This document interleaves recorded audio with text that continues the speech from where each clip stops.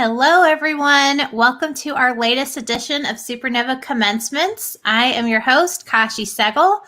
And as always, we have an amazing show for you today. Today, we're talking about law and lawyers and all the different things you can do as a lawyer, maybe things you haven't thought about before. Okay, so let's dive right in to our career powered by data segment. With our partners at Steppingblocks. They have 100 million people worth of data, probably more now. That figure was like a year old. And they can analyze trends within industries. They can help you figure out where to spend your time, what skills you want to develop, how to figure out what skills match up with your goals, all kinds of stuff. So check them out. They're awesome. And they're all really nice in case you actually want to talk to them. Okay, so stats for law. The most common education background is, you guessed it, a degree in law. Although, from an undergrad perspective, I think it's probably also worthwhile to major in other things, but we could talk to our guest about that today.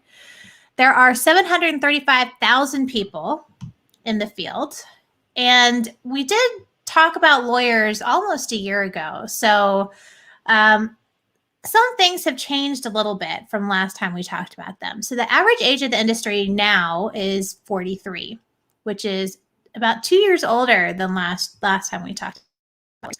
And it's 59% female as a industry, which is awesome. We love female-oriented industries.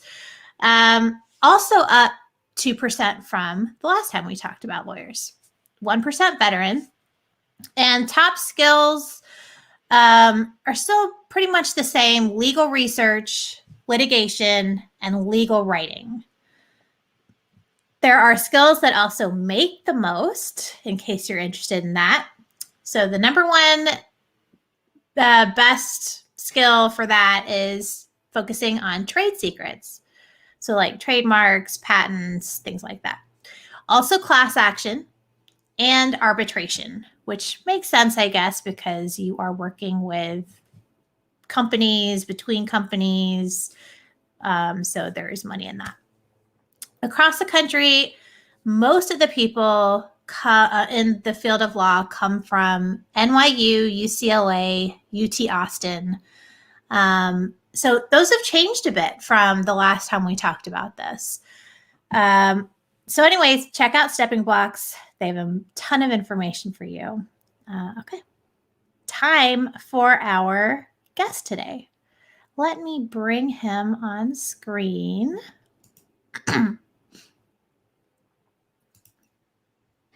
Hello. Hey, how are you? Good. Everybody, please welcome and meet my friend Bharath Parthasarathy. He is Deputy General Counsel at Georgia State University, and he does a lot of other things, but we'll leave that title there for now. So anyways, welcome. Thanks for the invitation. I'm super excited to be here. Well, we're super excited to have you. Could you please start us off and tell us where you're from, where did you go to school, and what did you major in? Sure. So I grew up half and half in San Diego, California. So I grew up on the West Coast, and I came to high school here in Atlanta, where I was a Dunwoody Wildcat a few years after Ryan Seacrest and Marcus Stroud and some other famous people, but had a great time in Atlanta, and I really enjoyed growing up here and thought it was a fantastic city. I decided to go a little north, where I went to UNC Chapel Hill, the southern part of heaven, and really enjoyed my 4 years. I still bleed Carolina blue, and was looking at, eventually when I decided to go to law school, where do I want to go back to? And Atlanta was definitely the city on the rise. It seemed to be one of those cities where, as a young person, you could make a huge difference. And so I knew I wanted to come back to Atlanta. So I went to Emory Law and enjoyed my 3 years and did well enough where I then joined a large international law firm, Alston & Bird, which is here in town, as a lawyer. And then a few years later came to Georgia State, where I've now been for about 13 years, which is crazy. And doing all kinds of things. And we're going to get to that for sure. I first want to start out by digging into Alston and Bird and your time within a firm, because I think many students and many people, when they think lawyer, they think law firm. So could you tell us about your experience there? And was there anything that surprised you about working at a law firm that you weren't prepared for? Everything. So in my family, we had no lawyers. I think we had a lawyer several generations ago, but in India. So no one domestically. I didn't know attorneys. I hadn't ever been around them. So I don't know what I really expected that job to be. But I had spent both my summers in law school at Alston and Bird. So by the time I got to the firm, I knew what I was going to be expected to do. And what I'll say for anyone, my wife also is a lawyer. She's a courtroom attorney. She's a litigator and had gone to a private firm as well after leaving law school. And I think one of those things that we learned very early on is, yes, you work hard. You work on a lot of different client work, but it is a lot of work. It's on the positive side, very intellectually challenging. It's stimulating. You work with a lot of fantastic clients, but it may not be for everyone. And it wasn't for me as somebody who had some interest on the business side as well, wanted to be at a table making decisions, not just being a sort of everyday lawyer. And so one of the, I would tell any student, high school, college, further, is to really find what motivates you and interests you. I think firms are a great place. I love Alston and Bird. I love the people I still know there. I love a lot of other people at large law firms. But it's a personality to do it, just like it is to be in a variety of professional services. And so for me, I knew it wasn't going to be the place long-term for me because I wanted to be at a table doing business decisions, thinking about problem solving. But I love my time there. Sure. Very interesting. So is it possible to go, I want to talk about Georgia State now, but is it possible to go from law school straight into a job with a company? Yeah, so probably 15, 20 years ago, it was very rare. It was very rare for somebody to come out of law school and to come in-house directly, whether it's a corporation, a government entity, a college. I will say the last 5 to 10 years, it's starting to become more and more, maybe not fully common, but you see it regularly. In my office, we do have folks who went from law school straight to our office, where it's positive because a lot of people want to work for a company, a government entity, a college, and they go directly to their career path.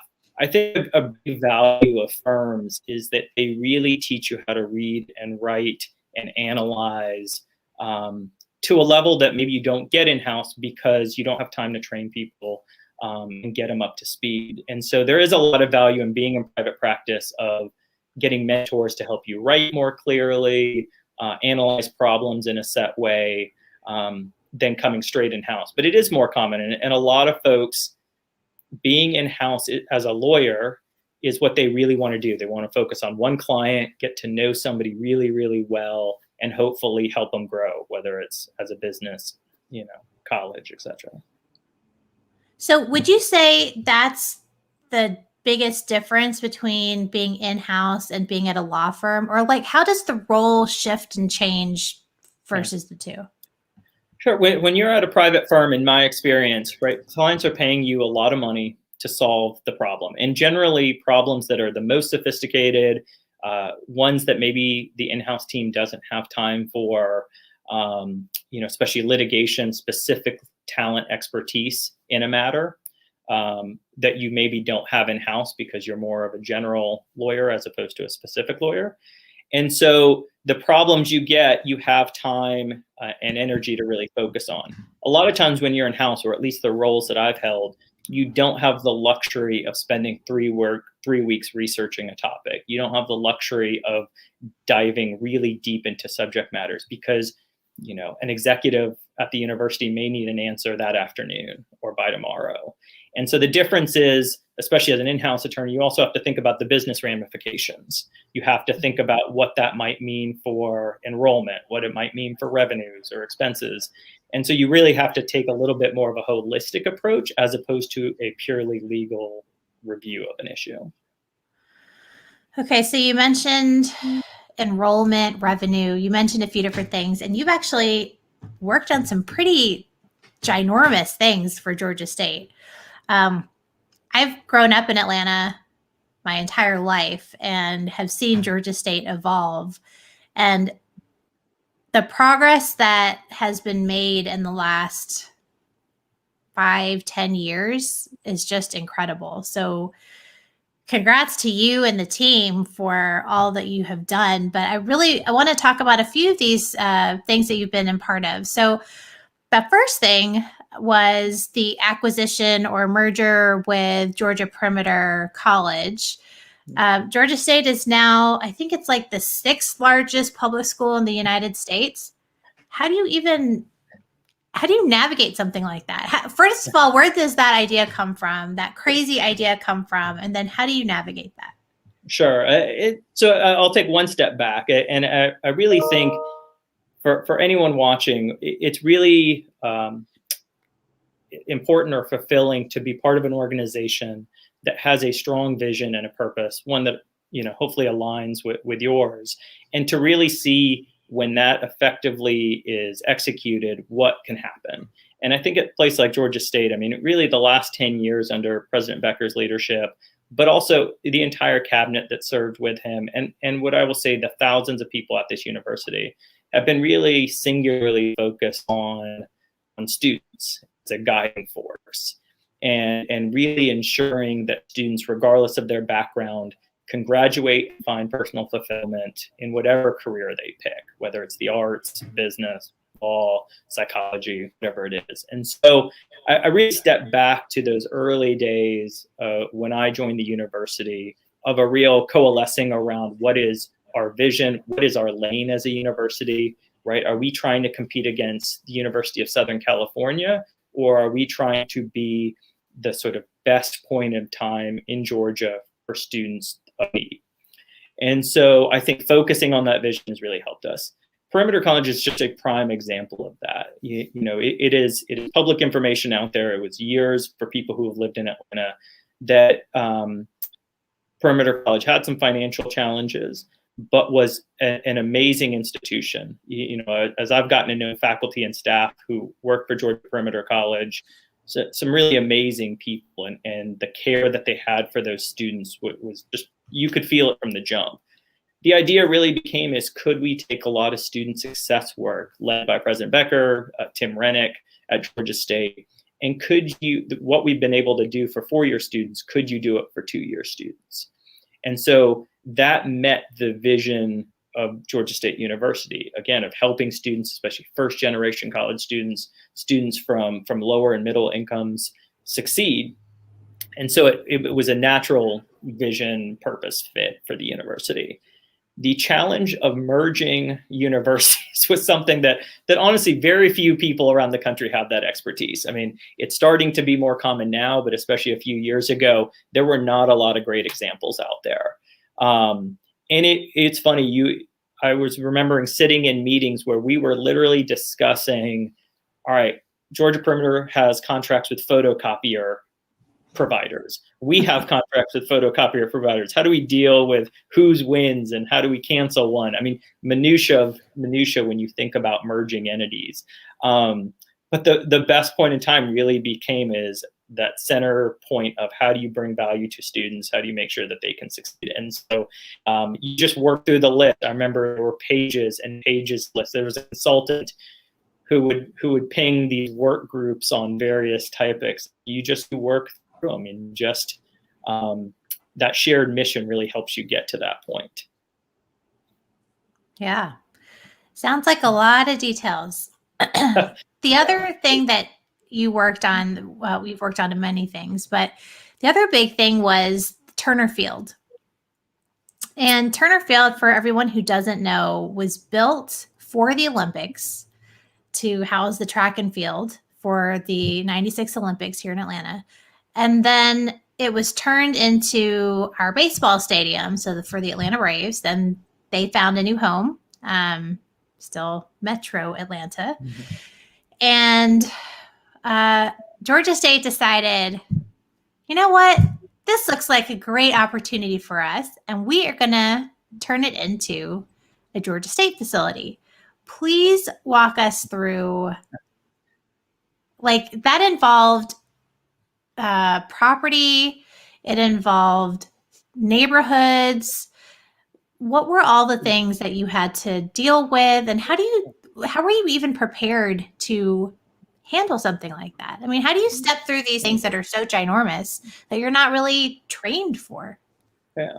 So, one of the things I think early on, as we knew that was coming, is it was important first to get grounded in the history of the property, just like the Georgia perimeter transaction, of trying to learn more about who they were, so that you could really preserve those things that were important to people, their culture, their values, traditions, etc.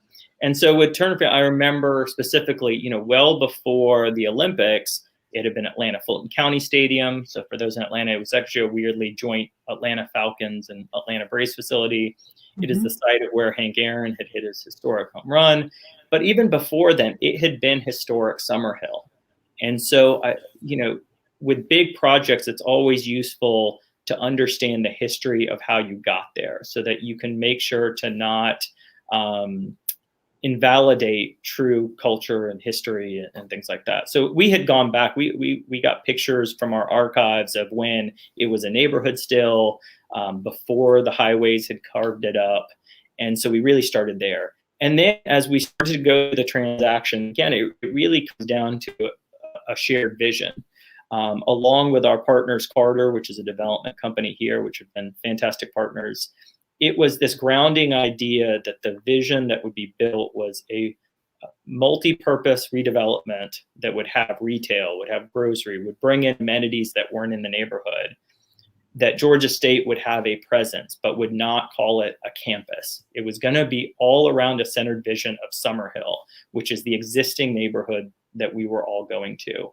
And what helped that is from the early jump that we could say everything's got to be kind of guided around how is this going to benefit the neighborhood and, of course, the city of Atlanta. And so when you start that, we started, like many people, of just creating a list. We had legal items that just we knew had to be done. Property had to be bought. Environmental work had to be done, things like that. But there was a plenty of other situations. There was relations with the neighborhoods, there were relations with the city of Atlanta. And you literally tried to break everything down into smaller and smaller pieces. I kept the master checklist. We had over 400 items that we were tracking on a daily basis as to how this transaction is going to work. Complicating it is, we had said we were going to play football that first season. So not only did we have to buy the old Olympic Stadium in Turner Field, we had to completely renovate the stadium to allow a Division I football team to play there. And so there's NCAA issues, there's conference issues, and all these other things. I think for any student looking, you want to be at the table. That's the biggest piece that I think in my career that I've always wanted to be at the table. And the best thing you can do, whether you're high school, college, grad student, even afterwards, is learning more about areas you don't know. So for years, whether it's learning how to read a financial statement, whether it's understanding the politics in the city of Atlanta, I think the best lawyers are the ones that know contextually what's going on, and that your advice that you're giving people is rooted in the real world, the financial impact, the people impact, the sort of political impact. And I think the people at the table all understood that, and it makes decisions easier. And it makes sure that it's not just, is this good for Georgia State, but is this good for Summerhill? Is this good for the city of Atlanta? And so I think whatever career people go to, it's important to understand very few decisions are made in a vacuum. Everything has to consider the impact. And so that transaction has totally transformed. I mean, I love working on that every day. As somebody who grew up in the city of Atlanta, it's amazing to drive to the airport and to look at Summerhill and to think, 100 years from now, the legacy is being part of a neighborhood and growing a neighborhood. And it is definitely not anything I envisioned, going to college or law school, for sure. Yeah. You brought up such a good series of points there about having a seat at the table, really understanding context. What do you think? How do you get a seat at the table? How do people recognize or understand that you're worthy of a seat at the table? How do you let people know that? So, I mean, I tell people, and maybe because I have a healthy, maybe self-ego, but I think people need to trust who they are. And I think there's no harm to ever asking for something. At worst case, somebody says no. But I always take that as no in the moment and a challenge to maybe convince them to get to yes later on. But I think for especially people young in their careers, you've got to learn to take risks. You've got to learn to assert yourself to say, you know what, I want to work on that, or I know something about that and should be at the table.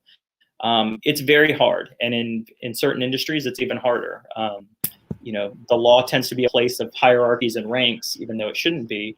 But I think even the first new junior associate has value and has valid opinions and can do hard work. And I think when you come out of college, we're all privileged when we come out of college to have a good background. And when you get hired, you're hired because you have talent. And you should let people know about what those talents are and what talent you want to get. So I tell lawyers all the time, I get a lot of calls from young lawyers on how to do their career. And you've got to ask questions of people. You've got to learn. You got to spend your own time. I spend even a lot of time myself. I read about 30 different papers and blogs and other things during the course of a day. They're all non-law related. They're all in business and the arts and entrepreneurship and technology. And I watch those videos on how to give better presentations, to read financial statements, to work in Adobe Photoshop, to understand what social media marketers do, what SEO, search engine optimization means. I learn about Bitcoin every day. And it's all stuff to get a better understanding of how the world works. And then for young people to use all that information to ask for bigger and better projects. I think attorneys especially should always be looking at what that next challenge is. What's that next project they can work on to expand their skill set? But if you don't ask, it's not coming. So you've got to be able to say, to voice your concerns or voice your opinions. Mm-hmm. Yeah, such a great point. And that builds on what you talked about earlier about constant reading, constant learning, and only through really being informed can you put things into context.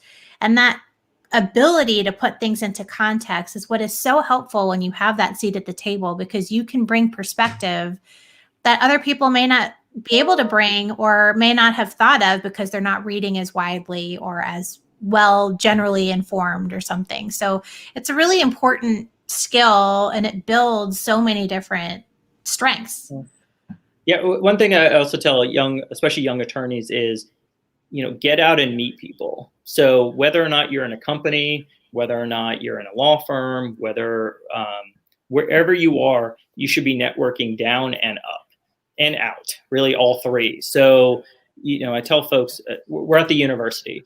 So you should go meet people in other units that we work with, in pre-pandemic times, coffee, lunch, but maybe in the real world or in the Zoom world, just Zoom is meet people in other departments, learn from them. You never know who's going to be a unit head down the line.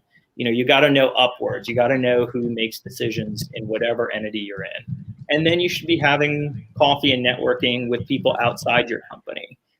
Not just for selfish reasons about finding future jobs, but just to understand context. So, I love your series. I think it's an amazing series. And I think a lot of the people you've talked to are people that I know in the community and have coffee with and lunch with. And I learn all sorts of things from them. And there's always nuggets of information that I'll bring back to the university to say, hey, did you know X, Y, Z?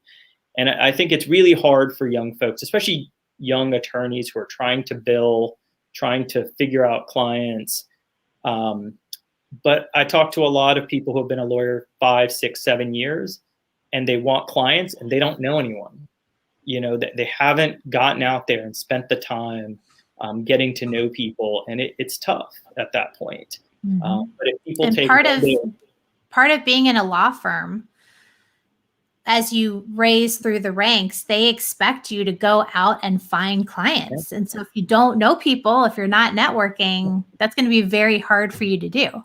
Yeah, it's a skill, and it's networking means something different for everyone. I know lots of introverts who abhor the idea of going to coffee with somebody regularly. That's fine. No one says it has to be anything complicated, but just quick emails to people, check-ins on people, understanding what your law school classmates are doing, or your college classmates or high school classmates, are all important things to do. Yeah. Would you say that if you're more introverted, you should maybe work in-house so you don't have to do that selling? I think that's a common perception, but I mean, I have to sell our office to other units all day long.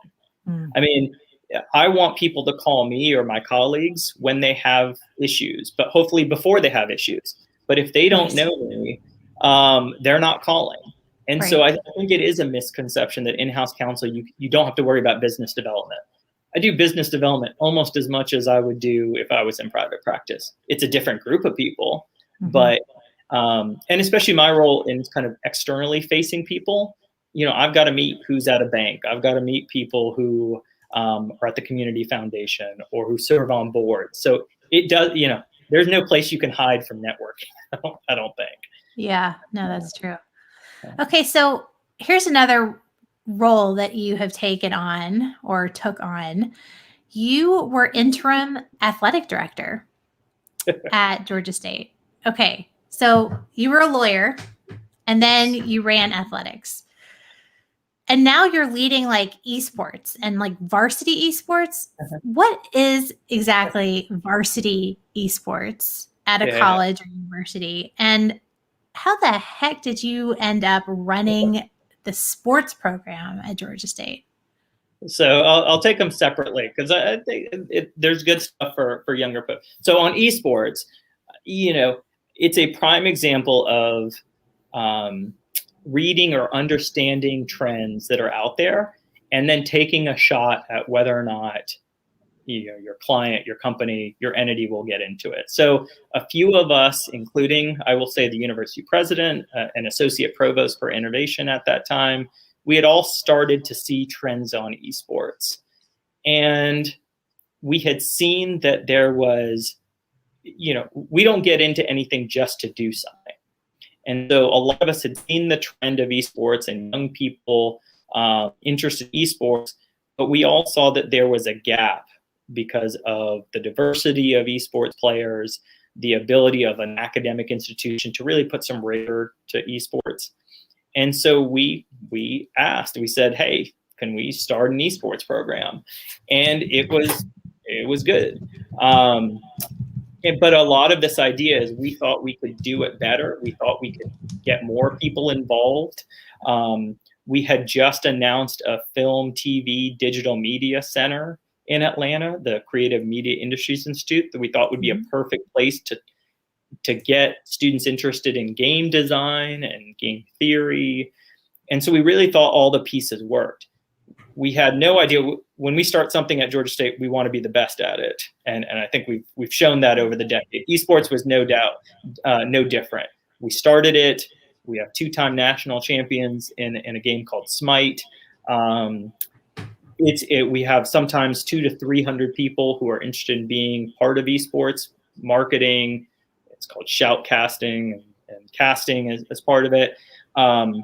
So it's really hit on all cylinders, and the team that works on it day to day have been outstanding, and has really been a great example of a university trying something innovative, trying to ensure that it maximizes for diversity and research and academic purposes, but also has fun. And so we just held our online tournament recently. It went well, but is an example of, especially as somebody on the legal side, as tying in with people, of throwing out ideas to your leadership team, see what connects, see what sticks, and things like that. On the athletic side, can I just say one thing about the esports thing?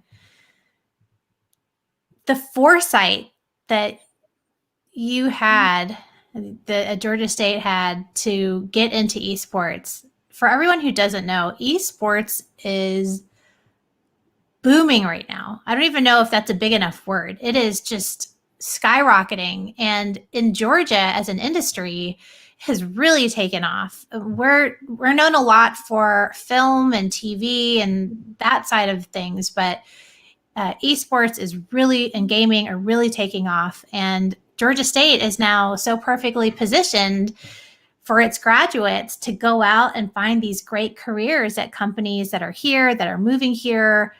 It's just really fabulous. So I'm like really, really impressed with what you guys have done with that. I always encourage people to be in major cities. I'm a big city guy, downtown city guy. We would not be where we were without the help of a team. And I should really thank, there's Asante Bradford at the State Economic Development, Grant at the Metro Chamber, Andrew Greenberg, Game Developers Association, Todd Harris, who's now with Ghost Gaming. These are they're real pioneers in esports. And the work that they've really put in, Ali at Access Replay, there are some real pioneers who have put in daily work to really build an ecosystem. Yes, we were early in the college scene. I think we were the 12th member of our conference, and now there's 150 in the conference. But a lot of the work that's made Atlanta the next sort of great city for esports has really been those. And when you add in now the teams, you have the NBA 2K team, you have the FaZe, Atlanta FaZe, there are some real people who have spent significant time, energy, money building the ecosystem that we think that we can provide a pipeline for students, really career guys. Talk about Steppingblocks, who I think are Georgia State alums, to throw out a shout out to them. And we use them. And a lot of this idea is, if you're a computer science student at Georgia State, what is your career pathway? And if you're somebody interested in game development, if you're interested in working for an esports company, we can now show students a pathway to go work in that industry, to go to the publishers like High Res Studios, Skillshot Media on the production side. That's the dream for Georgia State. It's not doing things for the sake of doing them, but when we do them, how do we get our students pipelines to those careers to be successful? And I think that's true at colleges around the country. We're not unique on that, but that's the vision for Georgia State. Athletics is its own different beast. I'm a big sports guy. I love sports, clearly. And when I joined the university had decided to start a football team, which was awesome. And so I happened to work on almost every piece of athletics at that time. We played at the Georgia Dome. We had to hire coaches and things like that. But I became an expert in athletics. But I really liked all the pieces of athletics, finance, facilities, things like that. And just over time had built an expertise around all the different elements. And so, when we had an opening for it, as somebody who had been involved with lots of different pieces, it became a natural fit as we headed to a permanent hire. I will say, I love our athletic department. Our AD and I get along really well. So do other people in athletics. And I think athletics at a college level is beneficial from lots of different sides. And I think college athletics is special. I really love working with them. I think that is another place as a junior person, regardless of your career, is, again, volunteering. I made it known that I would like that role if it was open. I have never been shy about saying I love athletics and I work in athletics. I think as a lawyer, especially in-house, what's great about being in-house is you work with finance, you work with HR, you work with all your different units. So you become this sort of, Switzerland of information that you can help shape decisions because you know everything going on.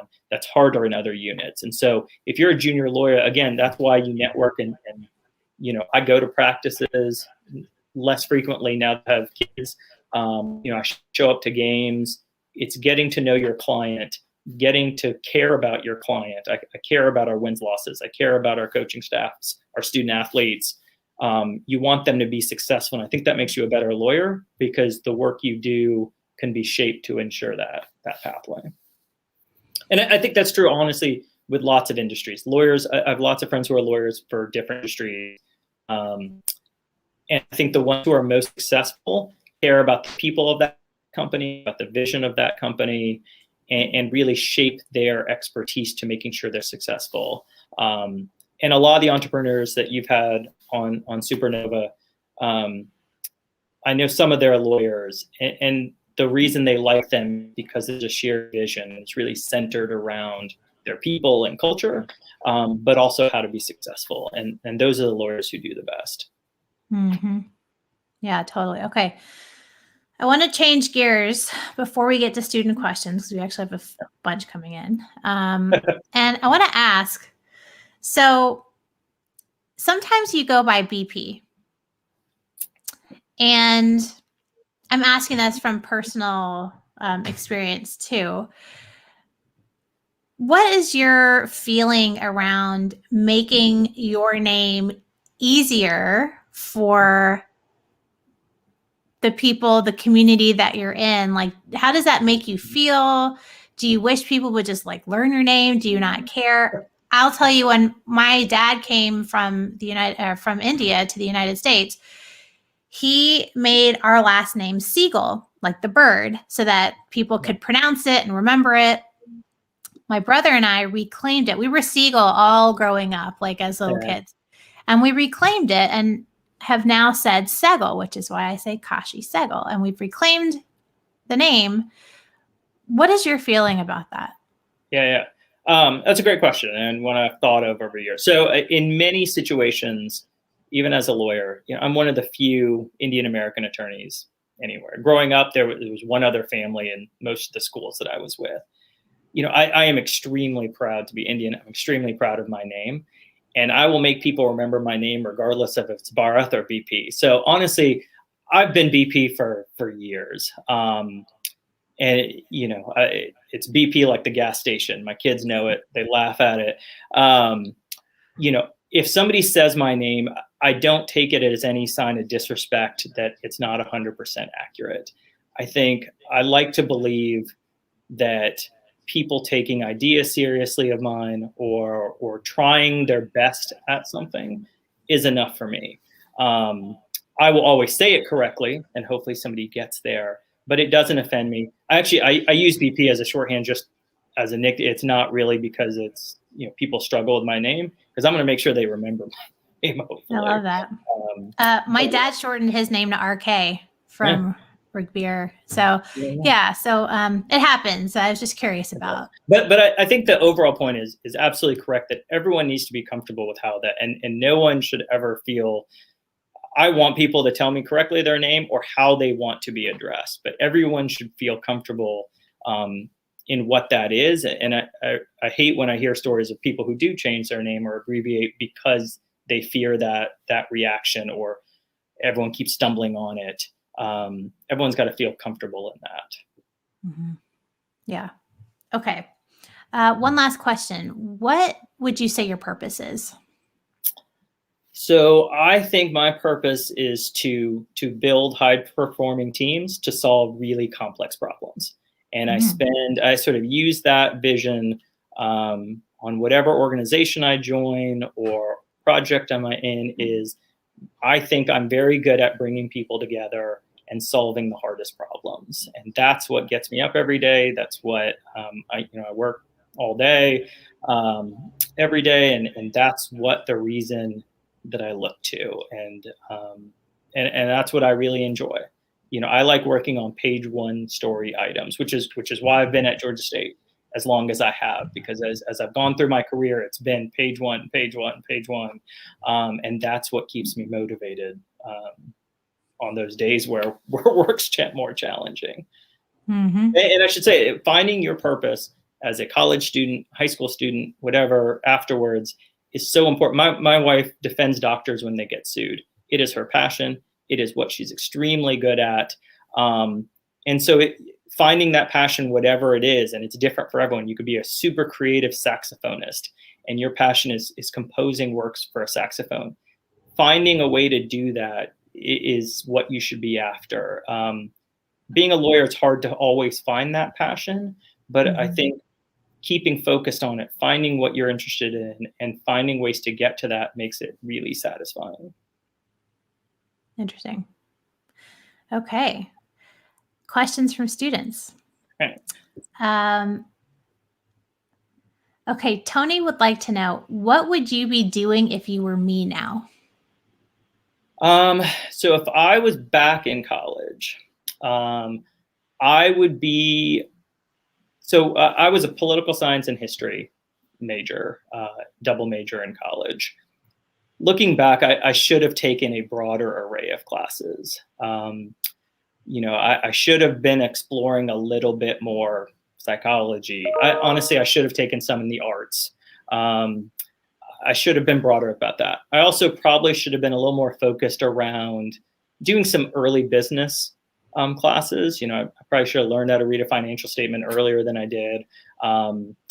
Things like that. But if I'm a student, the other thing that I would do is, and it's harder in a college town like Chapel Hill or Ann Arbor, or things like that. But if you're in a major area like Atlanta, I would take advantage of every opportunity a city gets you. It's performances at the Rialto Center. It's going to the Woodruff Art Center for a performance. It's listening to concerts, getting to know people outside of your sphere or opportunities or things like that.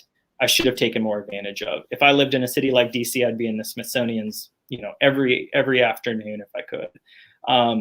Being well-rounded is useful, and I think in the long term, a better thing to do than necessarily just kind of grinding through college or anything. Mm-hmm. That's great advice. Sarah wants to know why she should choose law over other careers. So that's a good question. Yeah. So I'll give my pitch to law, and I make every indication that I'm not a traditional lawyer. Right? I'm sure there's lots of lawyers you can say, like, I'm a lawyer's lawyer. I only do about 10 to 20% law a day. What being a lawyer I'll ask the question, why to go to law school? You go to law school for two reasons. One, there's no better system to train you on how to analyze a problem and write persuasively or argue persuasively on a topic. And that is useful whether you're a chemical engineer, you work for Boeing, you're a trial lawyer. That is invaluable skill sets. The other piece too of going to law school, and the reason honestly I went to law school, is it opens up doors that you can't get into otherwise. There's lots of CEOs, lots of C-suite people are lawyers, though they're not lawyers anymore. I told myself I could always get into business without going to business school. I could never get into legal positions if I didn't go to law school. And so that opportunity, you can go to Capitol Hill and work in politics. You can go into marketing. You can go. I know software engineers who have legal degrees, and they've shifted what they do. Being a lawyer gives you a set of skills that gives you the most opportunities for success, however somebody defines it. That was a great pitch. Oh. Good. You have learned the art of being persuasive. Dee wants to know, what is the best career decision you've ever made? Well, I will clearly say it's coming to Georgia State. There's no doubt about that, which I give my wife found the job opportunity, so I give her the 100% credit for doing that. When I joined Georgia State, I thought I'd be here like 2 years, like most people think about a job and move on. There's no way I could have done what I've done over the last decade at my age in any other space. I've got to literally, I work with a lot of businesses around the country. The Georgia State team that I have been able to work with over the last now 13 years are some of the most talented executives in the country, no matter what industry, higher ed or otherwise. And the ability to be innovative, the ability to trust younger folks at that time was unmatched and clearly has been successful. So hands down, no questions asked. Okay. Toya wants to know, how do you organize your time? Terribly. I will say I'm a workaholic. I love to work. I love to do things. I wake up really early at 5:30 and generally go to bed around midnight or 1. I am not my belief on work-life balance is that it's a mix. that everyone needs to find what works for them. But for me, I am not somebody who can work 9 to 5, shut it down, and then go do whatever. It's far more of a blend during the day. And so I like pockets of time. I like kind of carving out specific work time and then meeting time and things like that. But for me, it is literally a blur through the day. I mean, I'm sending emails on the sidelines of my kids' lacrosse games, fairly constantly. Yeah. But it works for me, and everyone's got to figure it out. So instead of balance, I say work-life harmony, because like you're saying, it's different for everybody, and balance implies friction, and you don't want friction in your life. So, if it works for you, great. If it works for other people in your life, great. Right. Well, and I take a bigger picture. I mean, there are certain days in whatever industry you work in where a project's due, or you're in the midst of something where a set of days is not balanced. But over a month or over a year, it all balances out. And so I think there's no way to say that every day is balanced. But I like to look out after a year and say, was that year fairly balanced? Are we able to go to our kids' events in the afternoon? Are we able to coach them for lacrosse and things like that? Counterbalances over a year. Rodney wants to know, what skill or trait has made you most successful? I would say a curiosity about lots of different topics.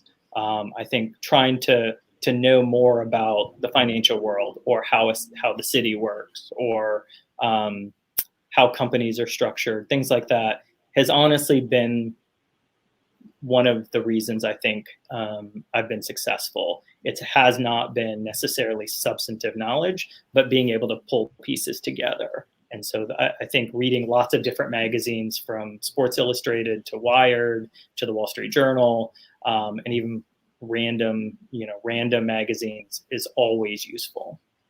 Mm-hmm. Okay, I'd love to understand this too. Shailene wants to know, how do you make hard decisions? Do you have a process? So it's hard, because a lot of the hardest decisions you have to make with very limited time. Like, you don't get a month to make a hard decision. You've got to make a decision. I try to get, in whatever time period, as much data points as possible. So if that's reading certain things, if that's talking to people, you try to maximize the number of different inputs you can get. I am very commonly asking my wife her opinion on something, because she has no idea what's going on at Georgia State. So it's an outsider's point of view. It's also, I use a team of people around the country who I've been friends with a year, or colleagues, their opinion. But at the end of the day, I think as you become more senior, your job is to make hard decisions. I remember, I can't remember if it's President Becker or another president that I happen to know, where they said, look, when you're the CEO of a company, your whole day is making the hard decisions. And so how do you get to that point? You get as much data as you can, and then you have to trust your gut, and be okay with what those ramifications are. I think the only caveat is there's plenty of times I'm wrong, and you've got to understand quickly how you've been wrong and pivot to how do you get to a better answer. No one's perfect. No CEO, no executive, no faculty member is perfect. And I think the more you can own that, it's better off, and then you pivot to a better decision. But I don't lose sleep. I don't lose sleep over hard decisions. No. It's good. All right. Michael wants to know, what do you love about your job? So I love probably 3 things. So 1, I work with really talented people all day, every day. 2 is, for what I do, work on page 1 items. So that's super fulfilling. And I think 3 is, it changes. It's interesting. It's hard for me to sit still. This is probably the longest I'll sit still all day. And so I like variety. I like things changing. I grew up on college campuses. My parents both worked at universities. My brother and his wife worked at college campuses. I love the energy of college campus, because you have lots of young people. You have lots of things going on. I clearly love living in a major city and working downtown, those all motivate me during a day because there's a lot going on. I mean, I was at a ribbon cutting for our good friends at Center Park Credit Union this morning, an athletic meeting this morning, this today. I've got some meetings later on. No day is just sitting at a desk looking at paperwork. It's moving around, and that's what I love about my job. Love that. We should have ended on that one, but one last question. Nixon wants to know, what are you reading right now? Ooh, so I will make a first disclaimer. I am not a big book reader. I read nonfiction books more than anything. And my kids are big readers and mock me for not being a book reader. But I read about 30 different websites a day. I have news websites, so the AJC, the New York Times, Washington Post, Wall Street Journal. I like kind of bloggy, junky stuff like BuzzFeed and things like that, because I like to know what's going on and what celebrities do what. And then I read sort of industry information too, whether it's real estate or law and things like that. I will say I really, for personal enjoyment, I like sports. So I do look at ESPN and CBS Sports pretty regularly. So I try to just keep up with generally what's going on in the world. I love Twitter because it's like my newspaper. I can see what's going on. I like Marvel movies, so I like, reading about what's going on and filming around town for that. So, you read, I like to read more throughout the day as opposed to I'm going to read a chapter of a book. I don't read business books that often. I don't read legal books at all. So if they're not written by John Grisham. And so, I try to be as regular of a person as I can be. Yeah. So, that's good. Yeah. Okay. Well, we're out of time. Thank you so much for joining us. Students, you know where to find us. We're everywhere on the web, on social, at #SuperNova Commencements. Also, supernovacommence.com. Find all of our past shows, everyone coming up. Sign up for our mailing list. We've got really cool opportunities. You guys know this by now, but if you haven't signed up, sign up for the mailing list. What are you waiting for? And next week, we have Soon Mi Kim. She is Global Diversity, Equity, and Inclusion Officer at Omnicom Public Relations, which is a giant global creative collection of agencies. So it'll be really interesting to talk to her next week about the state of the world. Bharath, thank you so much again for joining us. Do you have any closing thoughts for our students? I just like it's a great time to be a college student. I wish everyone the best of luck finding what interests you. And if I can ever be of any help, please feel free to reach out. Well, we will drop your LinkedIn in our show notes, and students, feel free to reach out. He gave you permission. Okay, so have a great week. As he said, this is a great time for students. Make the most of this unique time. If you've got virtual commencements coming up or real commencements coming up, we are here for you in addition to what you have going on. So remember, it's a blessing to be a blessing.